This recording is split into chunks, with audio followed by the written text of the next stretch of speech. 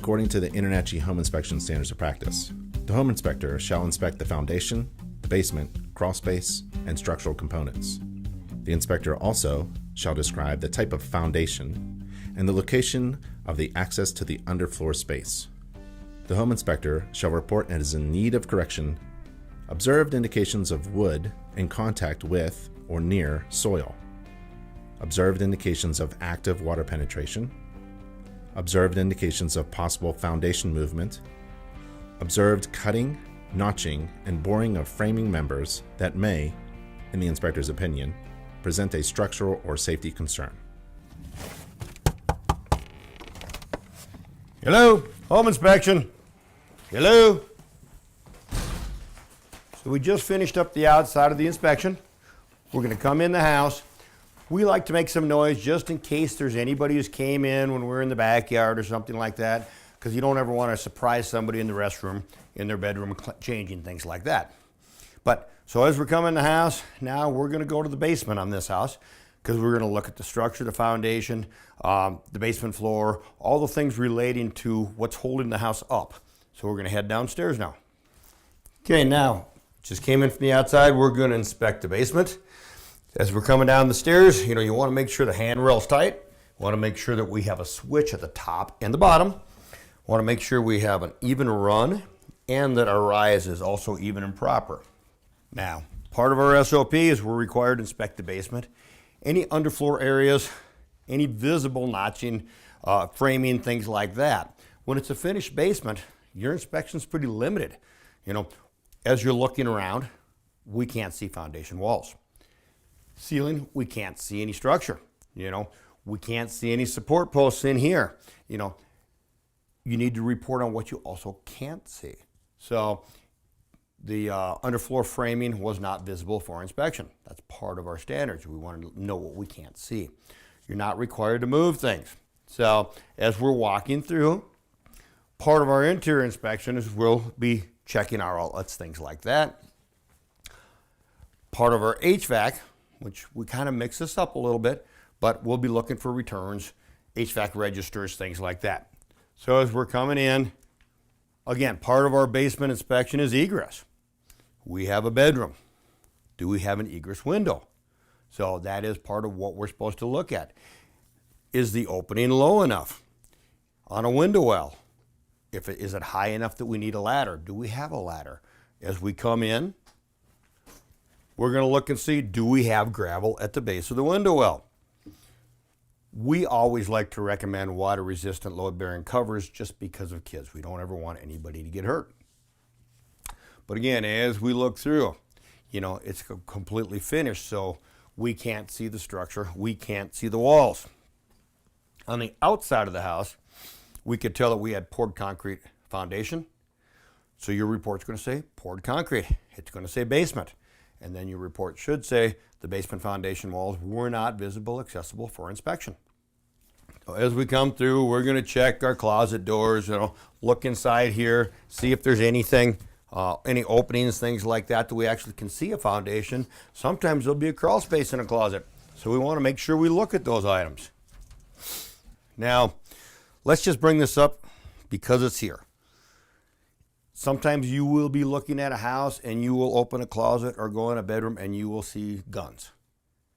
We always take pictures of them. Do not touch them. But remember, you're controlling the inspection. If there's kids at the inspection, you definitely want to let every adult know, and you might want to make sure that door gets locked or that nobody can get into that room, because you would hate to have a problem because people are coming in the house and the sellers are not always thinking about little kids. So bathrooms. As we're doing the foundation, of course, this is part of our interior inspection. But again, we can't see anything in here for structural. But as we're walking, we can tell, how does our basement floor feel? Is it flat? Is it level? As we hit it, this is concrete slab on grade. So we're not going to have an underfloor area. Sometimes when we do that, we hear an echo. So we know there's a crawl space underneath the basement floor. So in Colorado, we call it a void space. If there is, then there should be access. We should be able to get into it. Sometimes we will have a crawl space off the side. We'd also look for an access on the outside of the house. Typically, we would see vents, so we'd know there was a crawl space. A lot of times, you will have in a basement, the laundry. So we come in, here's our HVAC systems. So we'll be doing a full HVAC inspection. Here's our laundry.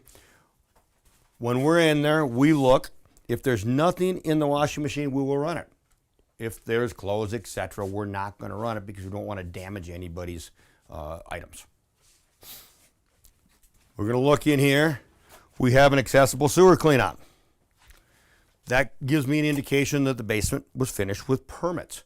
If we don't have any accessible cleanouts, a lot of times that means somebody did things without permits. As we look right here, our electrical, we're going to come back and look at this, but we have a legend. That is one of the first things a building inspector looks at, that and an arc fault. So that would tell me probably permits again. In here, as we come through here, just in our visual, here we can see some framing. So we do see a missing junction box cover for electrical. That's a safety issue. Now, if we look at our boring here, you are allowed to bore no closer than 2 inches to the top or bottom of the joist. So typically boring in the center like they did for the electric is the best thing to do. We can see it over here also. I don't see any kind of notching. So that's okay. When we come back to HVAC, we will look at clearances to combustible materials, things like that. Do we have our 1 inch for a double wall flue? Okay, over here, this is the only part of the foundation that we can see. So we have concrete from here to here. So in our report, most portions of the basement foundation walls were not visible / accessible for inspection. Now I might put in a little parentheses that says a small portion was visible in the laundry, just so people know where it was that I could see. Again, we're going to look at the windows. That's not an egress window, but we did have an egress window in the bedroom. So we do have one for the house.